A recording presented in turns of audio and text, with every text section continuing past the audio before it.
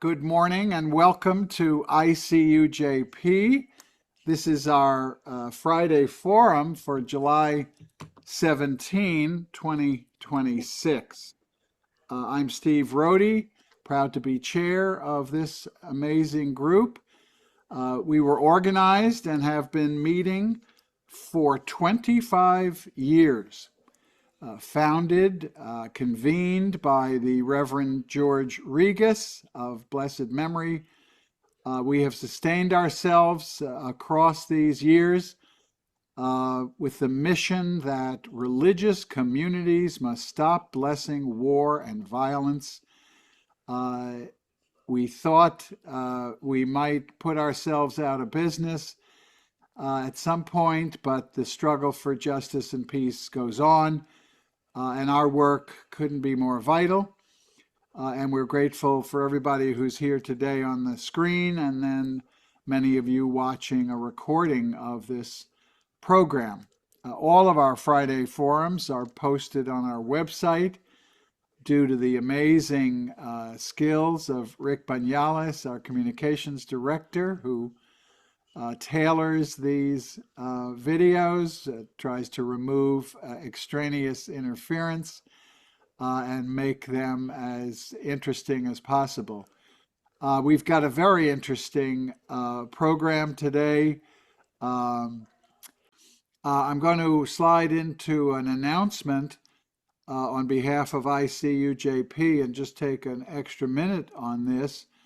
I'm asking everyone to save the date of September 27, a Sunday, from 2 to 4. This is our annual George Regas Courageous Peacemaker Awards event, and we're very grateful that we will be returning to All Saints Church in Pasadena, California, on September 27 from 2 to 4 o'clock to celebrate the 25th anniversary of ICUJP. We have kept at it, and we want to celebrate that. We want to celebrate our convener, George Regas, and founders, people that have stood by us and that we have lost over those 25 years. We have invitations out for several honorees. Mimi Kennedy will return as MC of this wonderful program. We're organizing music and spoken word. It'll be an uplifting event. It is a fundraiser for ICUJP, not that we charge at the door, but that we ask for your donations and that we ask for your special support in September. ICUJP operates on a very small budget. We have a few part-time employees, but we do have the expenses of running an organization like this, and we're hoping to return to live hybrid meetings in January, to resume our justice luncheons, where in past years we went out to different locations around Southern California to present speakers live and engage other congregations and organizations. We are committed to doing this work, and we depend on your support. There's a link in the invitation that brought you here today that allows you to make a donation. Any amount is gratefully received. Monthly donations, when you post a credit card, is especially helpful. It allows us to plan over the year for the income that we can expect. You'll hear much more about the elements of the September 27 Regas event in the coming weeks. Watch for those announcements. Push them out to your friends, family, colleagues, and other organizations.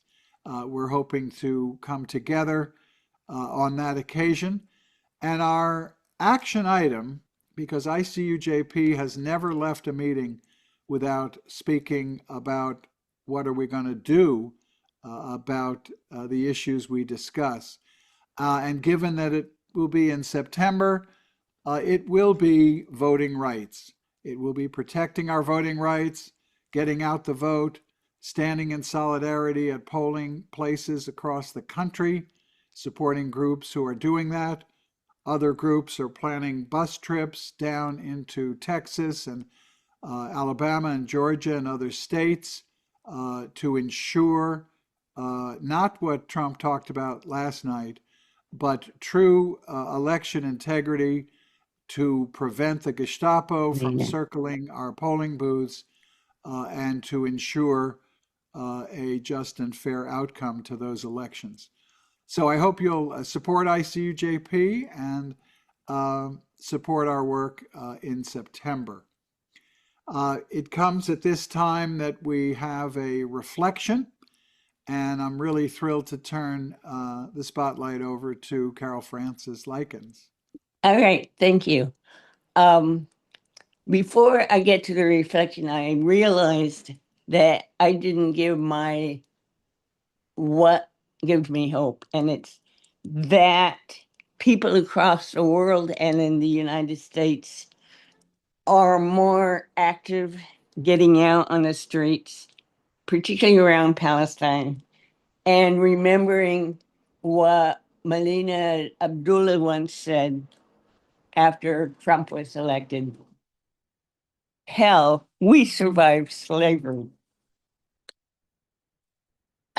So my reflection today is excerpts from chapter 25, The Grapes of Wrath, John Steinbeck. Spring is beautiful in California. Valleys in which the fruit blossoms are fragrant pink and white waters in a shallow sea. And then the first tendrils of grapes, swelling from old gnarled vines, cascade down to cover the trunks.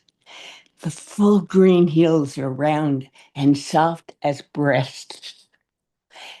Then the leaves break out on the trees, and the petals drop from the fruit trees and carpet the earth with pink and white, and centers of blossom swell and grow in color. Cherries and apples and peaches and pears and figs, which close the flower and fruit. And all California quickens with produce, and the fruit grows heavy, and the limbs bend gradually under the fruit so that the little crutches must be placed under them to support their weight. Behind the fruitfulness are men of understanding and skill, men who experiment with seed, endlessly developing the techniques for greater crops of plants whose roots will resist the million enemies of the earth, the molds, the root, the insects, the rust, the blights. The men who graft young trees, the little vines, are the cleverest of all, for theirs is the surgeon's job, as tender and as delicate. And all the time, the fruit swells and the flowers break out in long clusters in the vines. And in the growing year, the warmth grows and the leaves turn dark green and the prunes lengthen like little green bird's eggs, and limbs sag down against the crutches under the weight. And the hard little pears take shape, and the beginning of the fuzz comes out on the peaches, and grape blossoms shed their tiny petals, and the hard little beads become green buttons, and the buttons grow heavy. The short, lean wheat has been made big and productive. Little sour apples have grown large and sweet. And the old grapes that grew among the trees and fed the birds its tiny fruit have mothered 1,000 varieties. Red and black, green and pale pink, purple and yellow, and each variety with its own flavor. And the men who work on experimental farms have made new fruits, nectarines and 40 kinds of plums, walnuts with paper shell, and the first cherries ripe. Scent and a half a pound? We can't. Hell, we can't pick them for that. Black cherries and red cherries, full and sweet, and the birds eat half of each cherry, and the yellow jackets buzz in the holes the birds made. And on the ground, the seeds drop in dry black shreds hanging from them. Purple prunes soften and sweeten.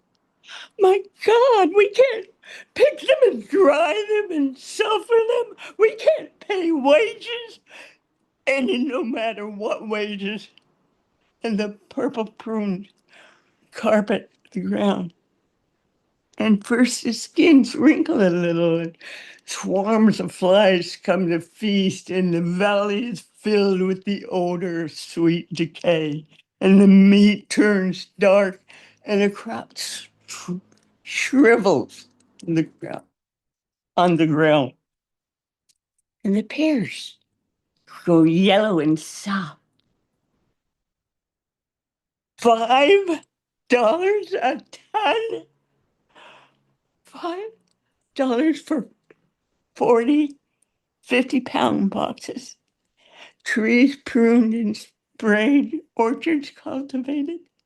Pick the fruit, put it in the boxes, load the trunks, deliver the fruit to the canneries. 40 boxes for $5. We can't do it.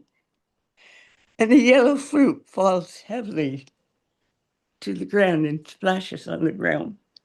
And the yellow jackets dig into the soft meat, and there's a smell of ferment and rot. This little orchard will be part of a great holding next year, for the debt would have choked the owner. This vineyard will belong to the bank. Only the great owners can survive because they own the canneries too. The decay spreads over the state, and the sweet smell is a great sorrow on the land. Men who can graft the trees and make the seed fertile and big can find no way to let the hungry people eat their produce. Men who have created new fruits in the world cannot create a system whereby their fruit may be eaten, and the failure hangs over the state like a great sorrow. The works of the roots of the vines, of the trees, must be destroyed to keep up the price. And this is the saddest, bitterest thing of all. Carloads of oranges dumped on the ground, and the people come for miles to take the fruit, but this cannot be. How would they buy oranges at 20 cents a dozen if they can drive out and pick them up? And the men with hoses squirt kerosene on the oranges. And they are angry at the crime, angry at people who have come to take the fruit. The million people hungry, needing the fruit. And kerosene sprayed over the golden mountains. And the smell of rot fills the country. Burn coffee for fuel in the ships. Burn corn to keep warm. It makes a hot fire. Dump potatoes in the rivers and place guards along the bank to keep hungry people from fishing them out. Slaughter the pigs and bury them, and let the putrescence drip down into the earth. There is a crime here that goes beyond denunciation. There's a sorrow here that weeping cannot symbolize. There is a failure here that topples all our success.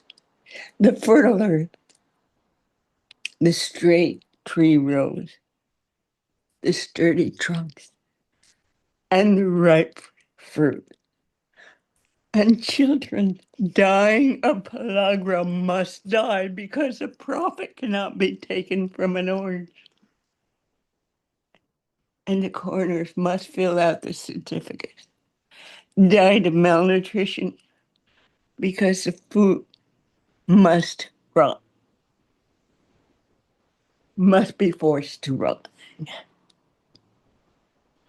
And people come with nets to fish the potatoes in the river, and the guards hold them back. And they come in rattling cars to get the dumped oranges, but kerosene is sprayed. They stand still and watch the potatoes float by, listening to the screaming pigs being killed in a ditch and covered with quicklime. Watch the mountains of oranges slop down into a putrefying ooze. And in the eyes of the people, there is a failure. In the eyes of the hungry, there is a growing wrath. In the souls of the people, the grapes of wrath are filling and growing heavy, growing heavy for the vintage. I am so grateful that we're joined today by Mikey Weinstein.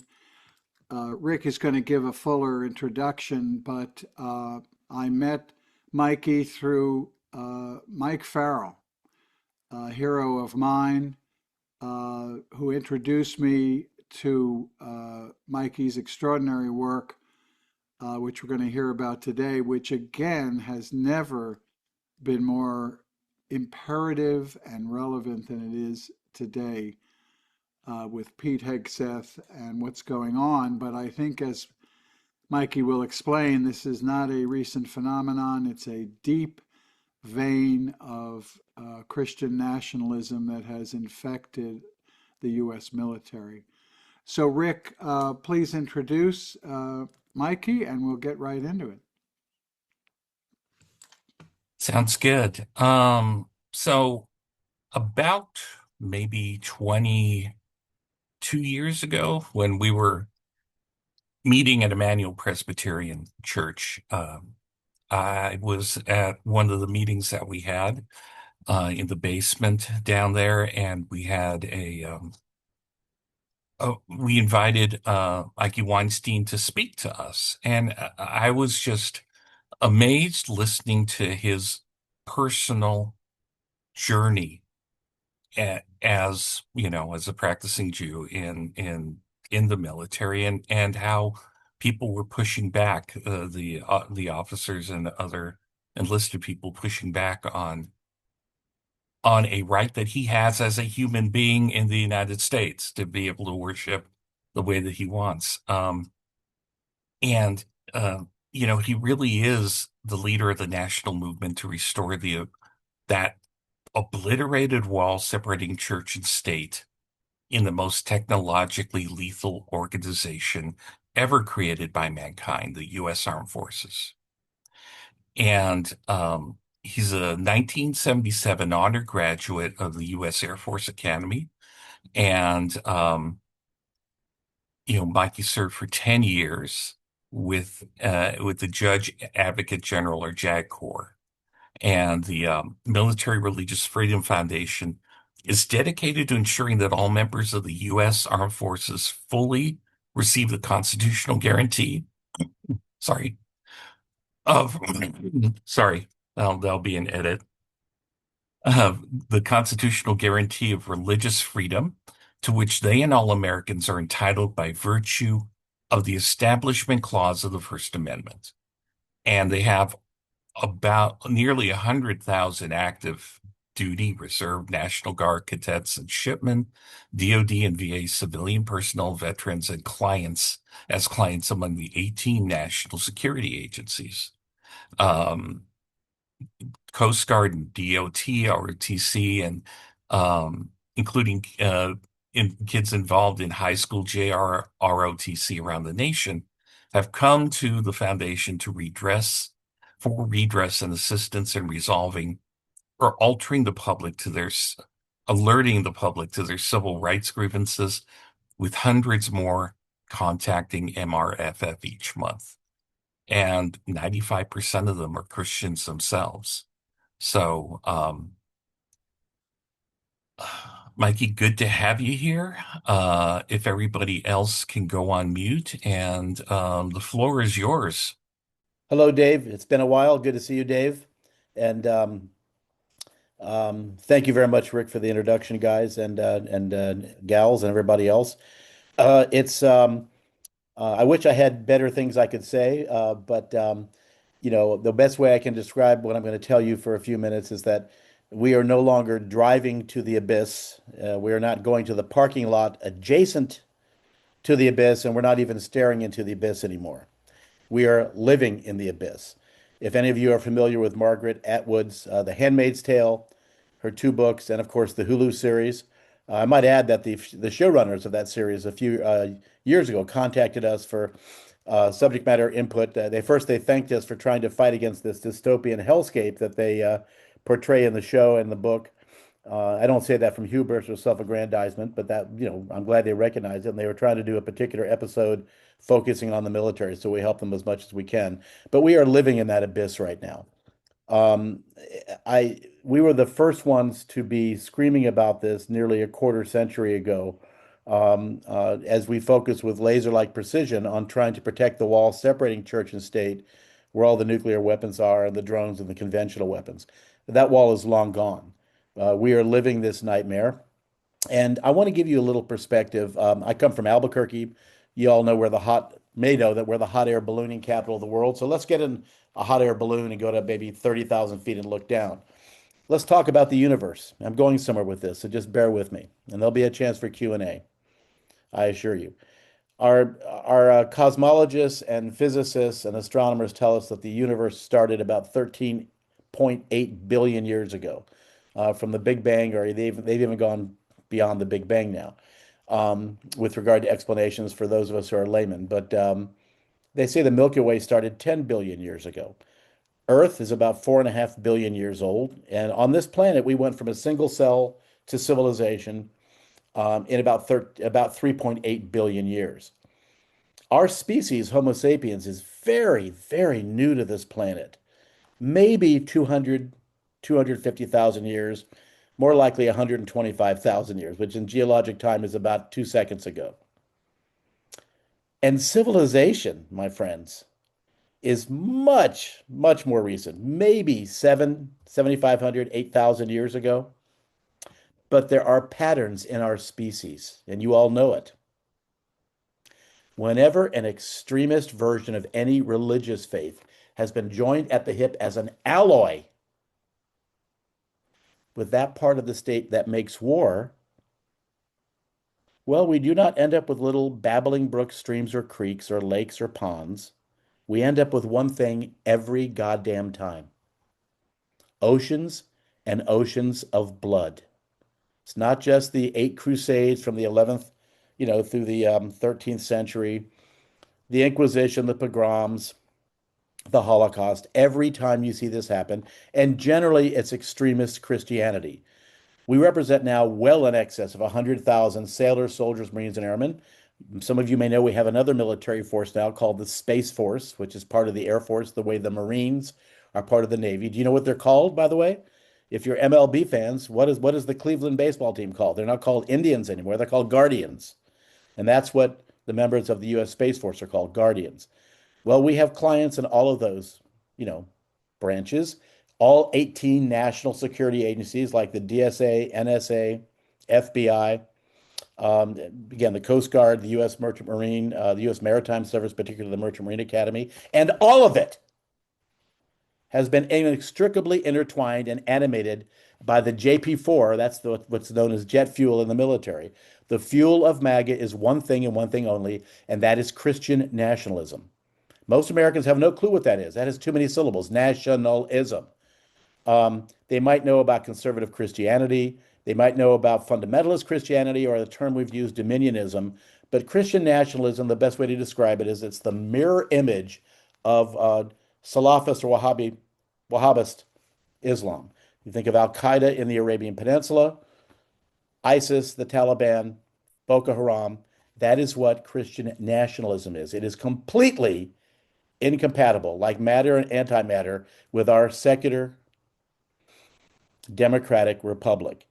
It wants to destroy it and wants to create, a Gilead, the fictionalized Christian nationalist nation in The Handmaid's Tale.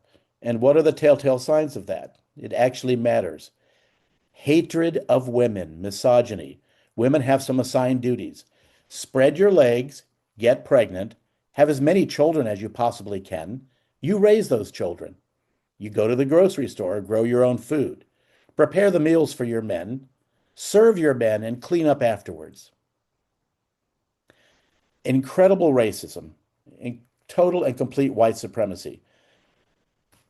Slavery is looked positively upon, and they cite the Bible itself. They make apologies for the Confederacy, in that the slavery in America. They try to remind everybody that many slave owners had a very nice and cordial relationship with their slaves. The way that you have a cordial relationship with your living room furniture. Muslims have no right to participate in any sort of government going forward. Jews are completely complicit in the execution of Jesus Christ. They're good for one thing: to gather them together to create hegemony in the Middle East, to serve as an accelerant and lubricant for their version of weaponized Jesus to come back pursuant to the Battle of Armageddon, and where they are promised a graphic. It's a great number. If you remember nothing else today, remember they lust for this, the Christian nationalists do. A 200-mile river, 4.5 feet deep, filled with nothing but the human blood of those of their version of weaponized Jesus, has slaughtered at the Battle of Armageddon. Massively transphobic and homophobic. If you're LGBTQIA+, you don't deserve to breathe, circulate blood, or reflect light. Now, this is where we are. I'm not trying to complicate it. I am furious when I listen to anybody on NPR, or I listen to newscasts throughout the day where there are media people that talk. Today, the president mentioned he'll be addressing the nation tonight at Thursday evening for his address from the Oval Office. Those unimpassioned, robotic statements that are not animated with "what the hell is going on" have no place in fucking America today. As I said, we're living in the abyss. When Dave and I did that movie years ago, we warned about it. At the foundation, we started warning about it in the early 2000s. Then came February 28th and March 1st of this year, ladies and gentlemen. We woke up Saturday morning, March 1st in this country, and we were at war with our great ally, Israel. Trump likes to call Canada the 51st state. Sometimes I wonder if we're the first state of Israel. And I'm Jewish, and I have family living there. Within the next 36 hours, the Foundation received well over 200 reports, both in the CONUS, the continental United States, and OCONUS, overseas, from all branches of the military, from superiors that were giddy, gleeful, joyous, as they announced the war to their subordinates, that this was all preordained. It was written in Revelation, the book of Revelation, singular, not plural. You hear someone refer to as Revelations, again, that's another sign they don't know what they're talking about. And that this is the coming of the Battle of Armageddon, that 200-mile-long river, right, the 4.5 feet filled with blood, in some way, shape, or form. And obviously, most of the people that came just by sheer numbers are Christians themselves going, what the fuck? We broke that story, and it went viral. I did interviews in London and Paris, all over Japan, New Zealand, Australia, Sofia, Bulgaria. Once again, foreign members of the media far better in reporting this than our own domestic, often lazy reporters, infused and encumbered with lassitude who continue to treat this administration as though this is normal. I can look at the calendar, my brothers and sisters. I know what it says. It says July 17th in the year 2026. But I defy any of you to tell me it doesn't feel, smell, and taste like July 17th, 1933 in Nazi Germany. Speaking to you as someone who lost many members of my family in Mauthausen, Dachau, Auschwitz, Bergen-Belsen, Treblinka, I could never understand how a scientifically advanced and culturally advanced country like Germany could embrace this. Hitler only had 7.9% in his National Socialist movement. Stalin had 2.9%. And yet, we still have roughly a third of this country, if not a little more, that will blindly follow an inept, cowardly, entitled monstrosity. For all the reasons that we see, we don't need to go into that today as to why MAGA is out there. We know that it's probably pretty simple. I mean, you may be aware of Occam's razor when you look at the theory. When you look at a mystery, it's generally the simplest reason, simplest explanation. The thing is people see what Trump says and they realize he is saying the stuff out loud that I believe internally, but I can't say. Whatever it is, it's bad, bad, bad. It's terrible. When you find Christian nationalism in an elementary school, public elementary school, middle school, high school, community college, among the public sewage workers, the cops, the firefighters, and the legislatures. One of my sons is a state senator in Ohio, a Democrat. His wife is a member of the city council. They live in a part of an area of Cleveland. They both graduated from the Air Force Academy in 2004, and they have our 3 grandkids. They're politicians. I'm not. I'm not here to get votes. My job is to militantly and aggressively stand up for our members of the military, because when they're even being gently evangelized by their military superior, get the motherfuck out of my face, sir or ma'am, is not an option for you. So they come here and we do it for them. In our military, insubordination is a felony. Having sexual intercourse with someone other than your spouse in our military is a felony because it destroys good order, morale, discipline, unit cohesion, the health and safety of the troops, and mission accomplishment. Likewise, in our military, if you're ordered to go to the base dentist at 1,300 hours and you don't go, it's a felony. So they can't fight back. Today, our Department of War, what a joke that is trying to prosecute Senator Mark Kelly, right? A sitting U.S. senator, former astronaut and Navy fighter pilot hero, simply because he advised in a video with other members of Congress our military to do one thing: follow legal orders. Orders are presumed legal under the Uniform Code of Military Justice. But to do what Jason Watkins did, that major in the Air Force a few weeks ago, stand up on Capitol Hill, impeach, convict, and remove, he held a sign in uniform. People are saying, oh, how could he do that in uniform? I'll tell you how. I know what his defense team's going to do. They're going to argue that the oath he took to preserve, support, and defend the U.S. Constitution trumps, no pun intended, Article 88, which does not allow that type of behavior to superiors, and that he is doing the best he can to support that oath. In this country, which has a constitution, Israel has no constitution at all. We do. The oath is not to a person or to a party.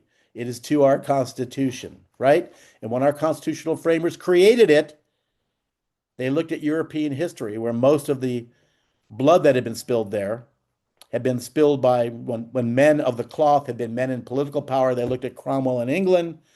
They didn't even have to leave our shores. They looked at the Salem witch trials. So they cleaved this giant Grand Canyon, this chasm between spiritual and temporal, church and state. Because remember those patterns we talked about? The Earth 13.8 billion years ago, the Milky Way 10 billion years ago. I'm sorry, the universe 13.8 billion years ago, the Milky Way, and then Earth, and then civilization. Our patterns very recently clearly show this, what happens every time we do it. If you're going to drink arsenic every time, you're going to die. And that's what's happened here. This doesn't make my life easy. I'm not crying about it, but I know that those sailors, soldiers, Marines, airmen, and guardians, members of those 18 national security agencies, the Coast Guard, the Merchant Marine, they're not built to handle this because when you try to stand up for your rights now in the military, you turn yourself into what we refer to as a tarantula on a wedding cake. Everybody on this that's listening to my speech today has been to weddings. We know that tarantulas on wedding cakes, they don't last very long. So my wife and I live with a lot of bodyguards. We have German shepherds. They're not pets. They're tactically trained elite level protection, defense, and attack dogs. We have a lot of weapons, a lot of them in the house. We carry weapons with us. We have infrared cameras. And yet our house has had the windows shot out twice. We've had innocent animals beheaded and disemboweled and left on the front of the house. Swastikas and crucifixes painted on the house, beer bottles and feces thrown at the house. Averaging, yesterday the number was 13, not a bad number. We averaged 12 to 18 fairly grotesque threats on a daily basis. We work very closely with law enforcement. When we go to a movie or sit in a restaurant, we have to sit in a certain way. We have the dogs with us at all times, at least one of them. And you can't expect members of the military to do that. It's not a fun way to live. My wife and I, after many years, actually took a vacation to Greece recently. The best thing that happened to us there is that we could use our real names, not aliases, didn't have to use bodyguards or weapons.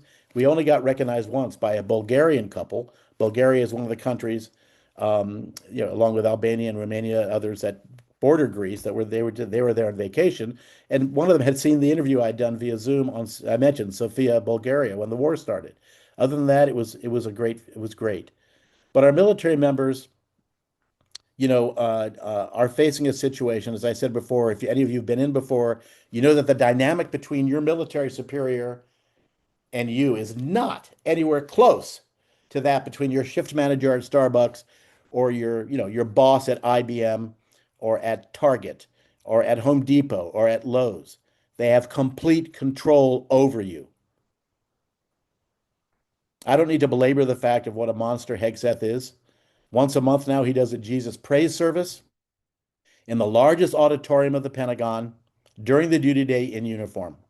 He has it televised on internal Pentagon channel, TV channel number 2, and it's stored in DVIDs where all the videos are. And you better the hell show up. They say it's not mandatory. Oh, it's very mandatory. We invented a verb here years ago. And Dave, you probably remember this. We use the term voluntold. When your military superior suggests that you do something, you're being voluntold to do it. The military culture is incredibly adversarial, communal, ritualistic, and tribal. Military members are not going to call the ACLU, which is awash in money. They're not going to call Americans United for Separation of Church and State. They're not going to call the Anti-Defamation League. They're not going to call the Southern Poverty Law Center. They're all good organizations. They're all allies of ours. One of the 2 founders of SPLC, Joe Levin, is on our advisory board. I've got a very good relationship with Rachel Lazar, who runs AU. Dan Mack runs the Separation of Church and State situation at the ACLU. Good organizations. They are not going to be receptive to a member of the military. I get calls around the clock, including even last night in the wee hours of the morning, because as members of the military are scattered all over the globe. When they need help, they need it right away. It's much like if you have a tickle in your throat, you can't get rid of it. You might, try to get a glass of water, something like that. Rick was doing that when we started earlier. If it gets a little worse, you might go get a throat lozenge. If it gets worse, you might go to the doctor. The doctor might give you a antibiotic. Gets worse than that, they may have to consider taking your tonsils or your adenoids out. By the time sailors, soldiers, Marines, airmen, guardians come to us, they're in that last stage. And when you tell a member of our military that you lack integrity, intrepidity, character, intelligence, bravery, honor, trustworthiness, and courage because of their chosen religious faith or lack thereof, we represent many atheists, agnostics, humanists, and secularists. Why, there is no difference between that and telling someone they're stupid because of the color of their skin or because they were born female. I know I have a long line of people that would like to see me hurt and dead. And, I'm doing my very best to make sure that doesn't happen. because there's no other organization out here doing what it is that we're doing. And this is not hubris. I'm just saying that's the way it is. And as I said before, it's bad when you find this, take a look at, Todd Blanche, or look at all the other, the Department of Agriculture, HUD, all these other places, all filled with, Christian nationalism. It's everywhere. It's metastasized everywhere. We're doing generational damage to our democracy. We may well have passed the failsafe point. It's not going to be even a full-throated, robust blue response in November that may be even able to save us. But again, when you mix it with the nukes and the drones, the conventional weapons and the laser guided weapons, it is not a problem, issue, or challenge. It's a national security threat to our country and the rest of the world. It is a complete honor and pleasure to be able to be here and speak with you this morning. And I'm going to go ahead and open things up for Q&A. It's, again, great to see you again, Dave. I remember when we shot that movie at USC, and an amazing professional. And I was in awe because, like many people, a big fan of 30 something. So I was a little bit afraid of Dave. I didn't know what he was going to make me do because I saw he ran that ad agency. But in any event, thank you all, brothers and sisters, for this opportunity. Can I answer any Q&A here for a few minutes? You bet, Mikey. Thank you so much. Such a vivid, scary description, and exactly what we need to wake up. So we're getting hands, and I am going to call on people, and let's get into it. And it's very appropriate we start with Dave Clennon. Thank you. And Mikey, I don't know where to start, but I do know that I just want to express my gratitude to you for taking your life in your hands every day to fight this battle. And to me, one powerful example of what you are doing is calling attention to something that our mainstream media never mentioned, and that is the thrill that the Christian nationalists felt when we went to war against Iran. I didn't know the full extent of that sentiment that was swelling up within our military. The feeling that our mission is to bring Christ to the lesser people of the world and to destroy the religious elements that stand up against us or that disagree with us. I had no idea how frightening that was, because I wasn't hearing about it from people like you, and you only found an outlet internationally. I'm sure CNN did not invite you to speak on this issue, right? MSNBC didn't have you as a commentator on this issue. So I'm grateful for all of that. And I think you've already answered my question by speaking about the abyss. The book of Revelation is a frightening chapter in book in the Bible. And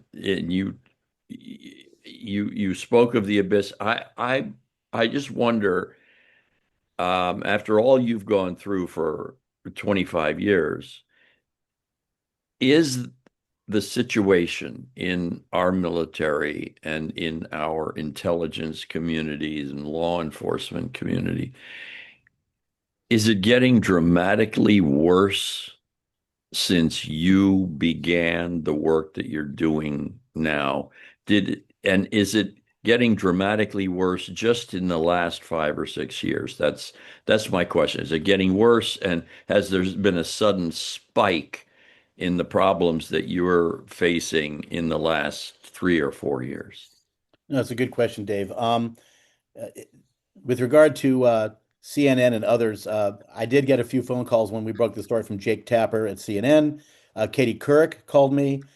We did do a fair amount of mainstream media, but they all wanted to talk to our military members who are absolutely not going to go on and talk to anyone in the media. You know, they'd be targeted, and the reprisal and revenge could not just destroy their careers, but their families could take their own lives. We've had, I think the final count, we've had 14 of our clients commit suicide. We always have about a dozen that are on the periphery of doing that, kind of a bouquet of that are close because of the incredible pressure that they're under. This has existed. When we started the fight, it was, George W. Bush, and then even during the time with Obama and Biden, of course, it always existed.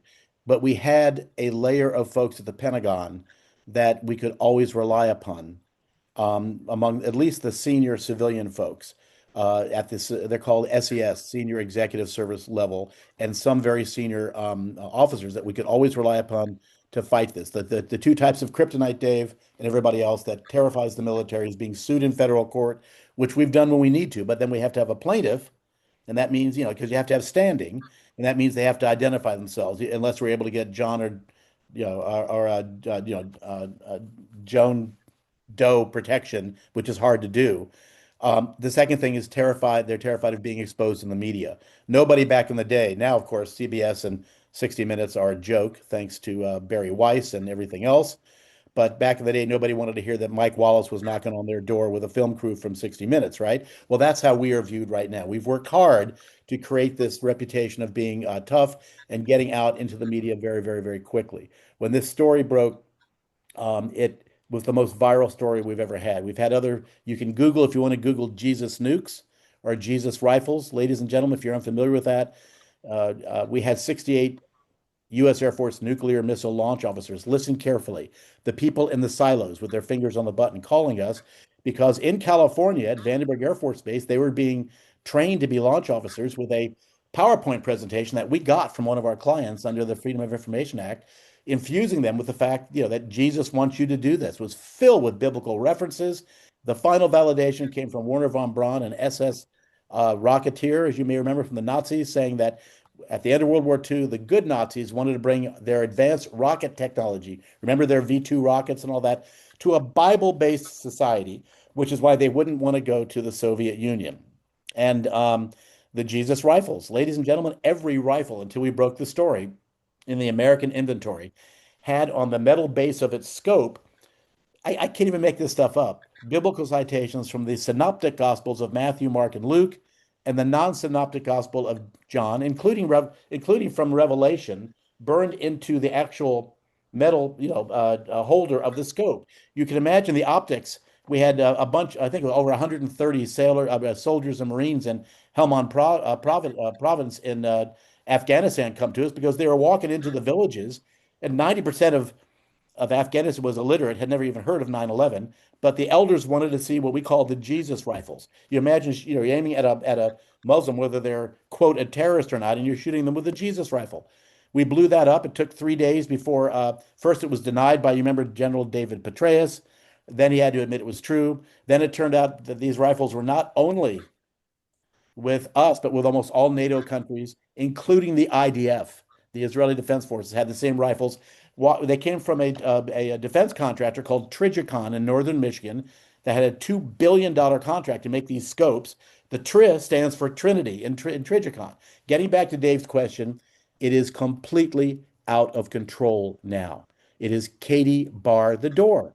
And unless you follow, and we've seen so many commanders doing what Hegseth does, holding these prayer studies during the duty day in uniform and pushing this Christian nationalist, killer asteroid for democracy upon their subordinates. You may have seen the story that came out a week or two ago. We helped out a special forces commander who was trying to stop his own superior special forces commander from holding a 5-minute Jesus praise service before battle strategy movements, briefings in the AOR. That's the area of responsibility. They're deployed. You know where I'm talking about, the Middle East. And in those meetings, there were Muslims and Jews, Israelis, and other folks from our Islamic allies. I wish I could tell you the name of this particular special forces unit because you would all know it instantly, but I can't do that. So it is going to Dave's excellent question. It is out of control, and I hate when people say, "Well, can we fix it, Mikey, by standing up in in November?" No, I'm sorry. I it is generational damage. I have 4 children. I have 3 grandchildren, and I don't know if my grandchildren or great grandchildren will be able to live in a country that is the kind that we grew up with. But is there a single person today who will now raise their hand and say that the America that they were born and raised in really isn't that far different from the America we're in right now? Isn't it like we've awakened in some sort of, ultimate or different universe? I know that there's the concept of the multiverse pushed by people in Hollywood, and quantum theory says there's all kinds of different universes out there. How did this happen? Well, again, it's been a quarter century. We saw it coming. Take no pleasure in saying we told you so. No pleasure in that. But we cannot fight. There is still a chance that maybe we can pull it back. Maybe we can get back to where we need to get. But we did stop teaching civics in this country in high school decades ago. That was a cause that Richard Dreyfuss had picked up for a long time. So many Americans do not know that we have a bicameral Congress. They don't even know what that means.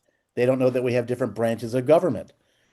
I think everybody on this call, I hope it's not just me, has lost family members, friends, classmates, people that you trusted, people that you were in business with that suddenly support MAGA. I cannot break bread with them. I deal with them around the clock professionally. If they are members of my own family or people I went to the Air Force Academy with or in business, I'm past the point of being able to go to lunch because it's not a political difference. This is life now. This isn't politics. It's life. Next question, please. Thank you for that initial one, Dave. Thank Thank you, you, Mike. Mikey. We've got about 23 minutes. Short questions, short answers. Don. I don't want to have short questions. No, I'm kidding. I'm really into this topic. I'm a Christian. I was baptized in the water when I was born as a Catholic, converted to mainstream Christianity, been fighting this issue since the 70s because I'm an Arab and my family lost their home in Palestine because we're dark Arab Christians, which I can't understand why it's supported by American Christians.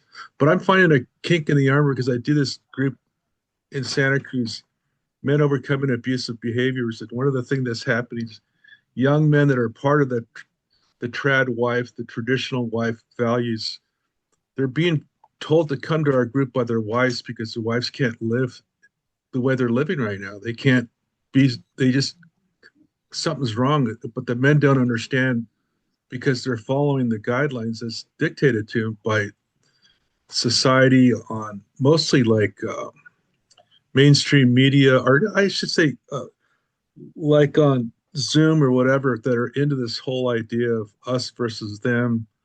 Wives are supposed to be at home taking care of the kids.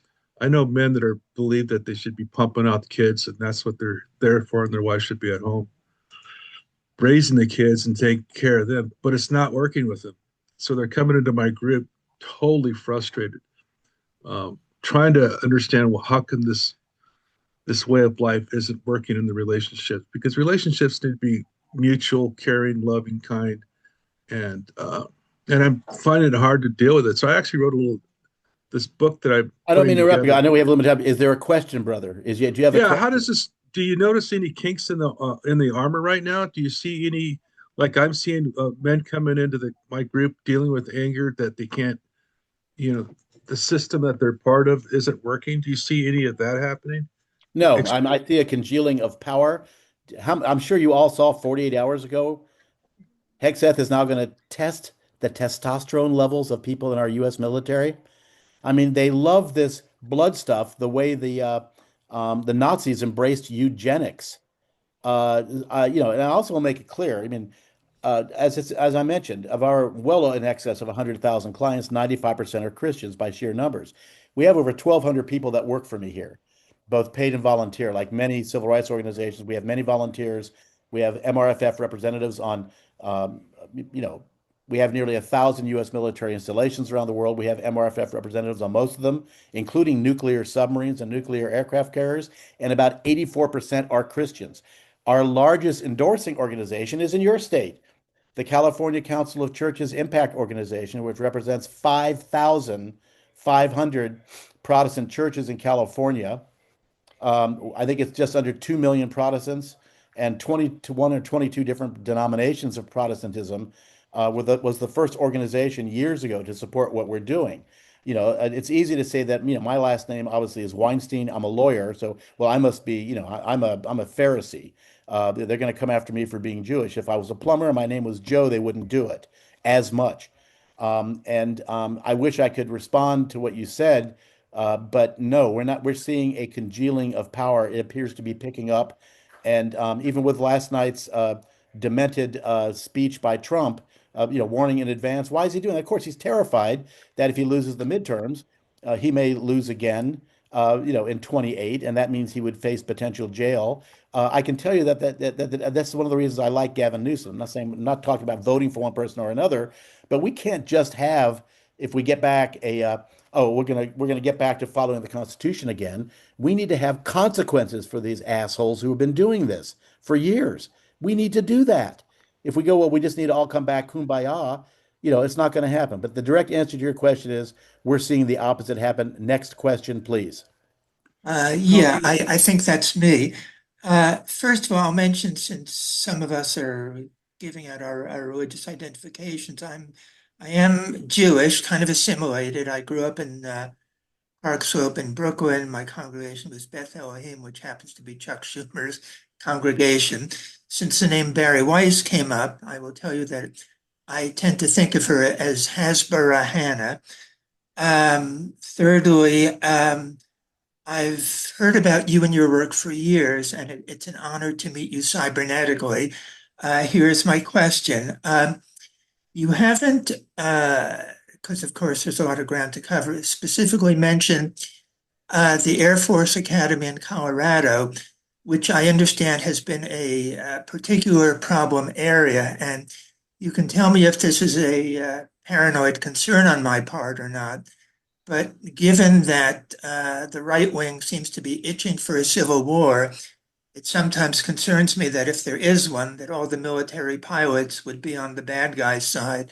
What do you think of that? Thank you. That's a good question. I'm an Air Force Academy grad. My dad went to the Naval Academy. His best friend there was H. Ross Perot in the class of 53. I became Perot's general counsel back in the day. I was also assistant general counsel in the White House for Reagan. I can tell you that both Reagan and Perot would be stunned beyond belief to see where things have gone with the Republicans right now. The Air Force Academy has always been ground zero for us. It's not as if West Point or Annapolis are much better, but there is little doubt at this point. I was asked by a member online yesterday as to whether there are any military leaders that are standing up to Hegseth. I don't think they understand. Those are all gone. Did you see in the news a week ago? The list came out for those Navy captains, level '06, that have been nominated for promotion to Rear Admiral, first half, one-star admiral. Hegseth blocked all women and all people of color on that list. So the answer to your question is you should be in an unfettered state of fear at this point. And I look around at America; they're excited, to some degree, even though we're out of it for the World Cup. Baseball started again. We've got it's the summertime. Let's go see a ball game. Let's go get a hot dog. Let's go swimming. And this is all happening right now. People like Bruce Springsteen are trying to call attention to this. But the simple answer to your question is you shouldn't be terrified. Your fear should not be able to be described, the full magnitude of it, in any human language. Next question, please. Thank you. Yeah, thanks. I put a link in the chat to some of my research about organized white supremacists in the military and law enforcement. And, I think it has been a persistent, longstanding problem. I have two concerns I'd like you to comment on. One is the NDAA effort to actually merge the IDF and the U.S. military. And the second is the roots of the Nazis in Germany partly came out of the demobilized military after their defeat. And we see the U.S. being defeated over and over again, basically in Iraq and Iran, going back to Vietnam. And what you think the threat of that type of consequence I mean, the whole thing about MAGA is this absurd, revanchism sort of, and if they actually face the reality of the disaster that they've created, how they might react in terms of Good questions. Michael mentioned the NDAA. Let me explain. I think in this life, I really believe this now, that we are better defined by who our enemies are than who our friends are. Not this summer, but a couple summers ago, the MAGA Republicans in the House made an attempt, and they did. They amended the National Defense Authorization Act. Michael just mentioned that, the NDAA.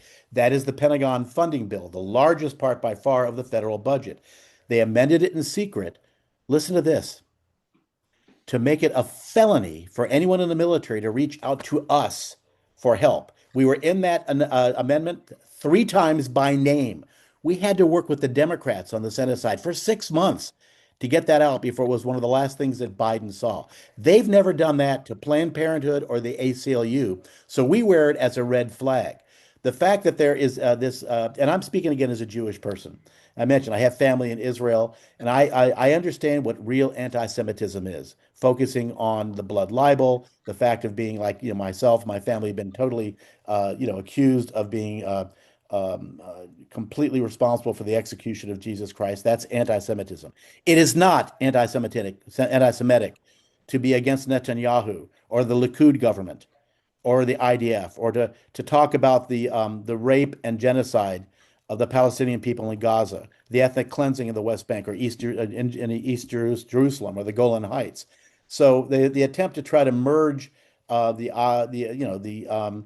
IDF and our military is not a joke. If you look at AIPAC, AIPAC is to me a domestic terrorist organization. It blows my mind. There's a difference between being a Jewish American and an American Jew. There is a real significant prejudice there. I happen to be an American. I'm a Jewish American. But to say you're an American Jew is the concept of the international Jew, etc. Yeah, we haven't won a war in a very long time, have we? Going back to some of the little skirmishes we have in little islands trying to free American medical schools back in the day doesn't really count. So when you have a military that has as its prime directive the actualization, speaking from a Christian eschatological end times, that we're all supposed to just make it all go away, bring Jesus back, let's get this battle going, let's get the bloodshed going on. There's nothing else that really matters. And that's what we're constantly fighting. But again, the average American cannot name the books of the Bible. They can't say eschatological. They don't understand. All they know is that, the idea of the flag is great. We love hamburgers and hot dogs, and we love Jesus.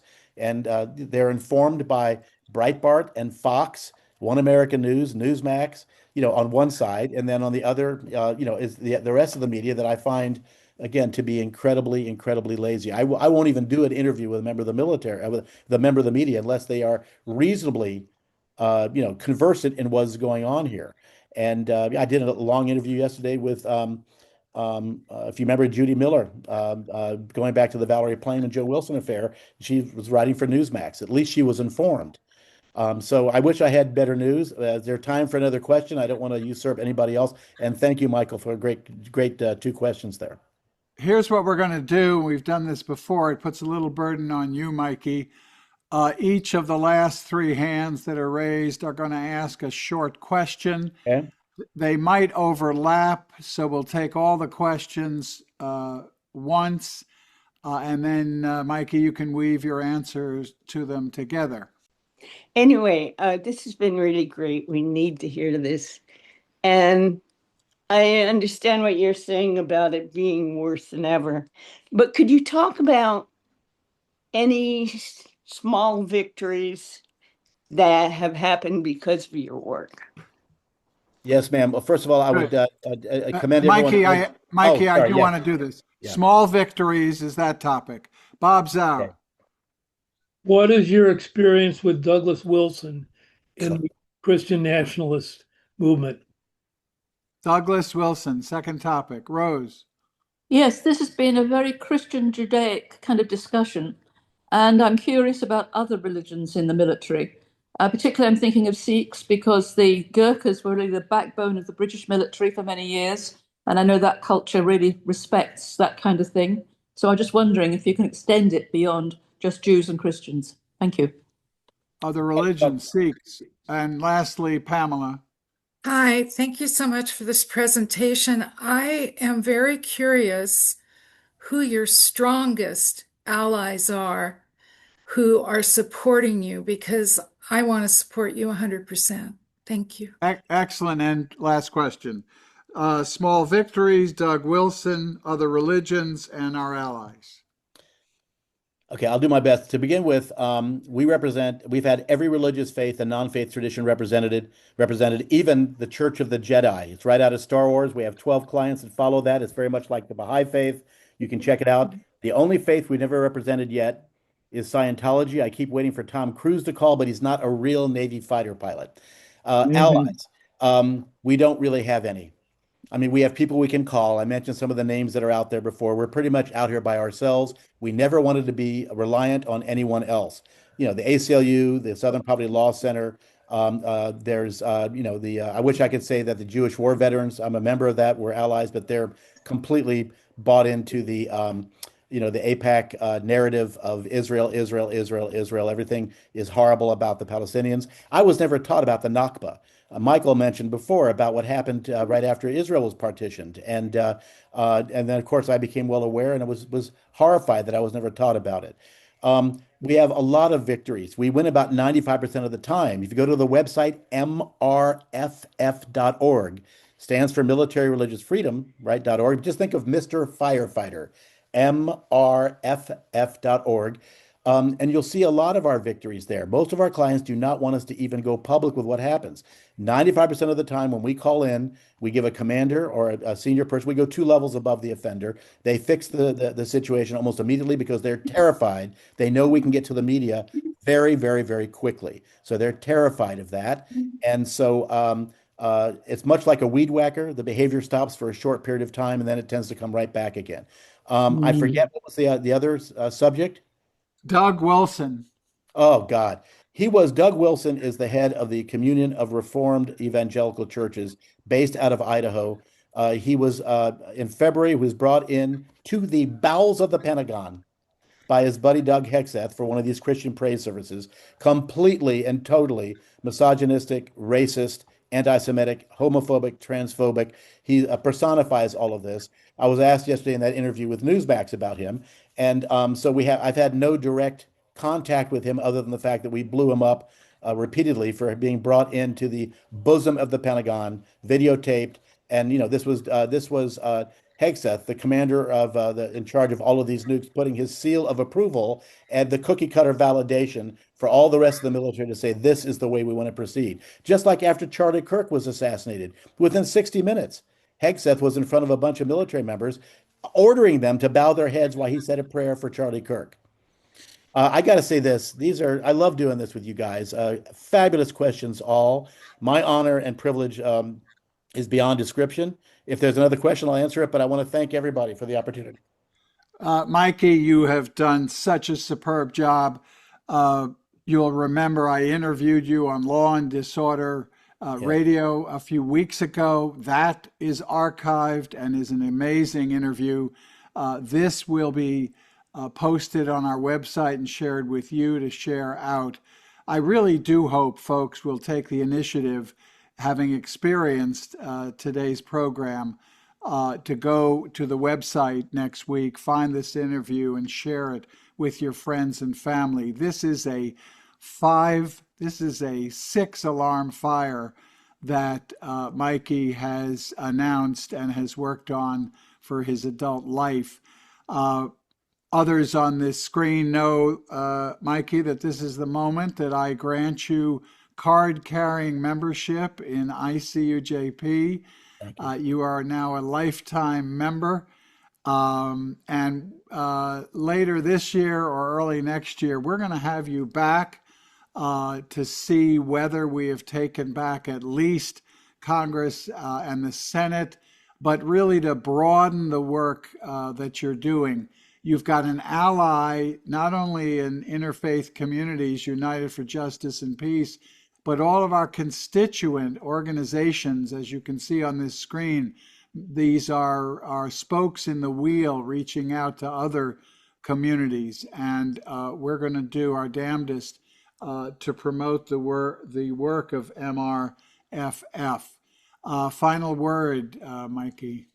Well, again, I've when recently when the war broke, I've done, as I mentioned, interviews everywhere, including from a news outlet, from the Jehovah's Witnesses. They have one, to Hustler magazine, across the spectrum. And I've enjoyed this one because they are intelligent, studied, and impassioned questions from people that actually care about the human condition. And so it's been a great way to start going to the weekend. I want to thank everybody again, and I hope everybody has a great time. And thank you, basically, for giving a damn.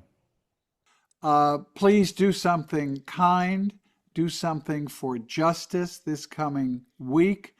Wake up in the morning, dedicate yourself that in your busy lives you will take one step that day to advance the cause of justice and peace.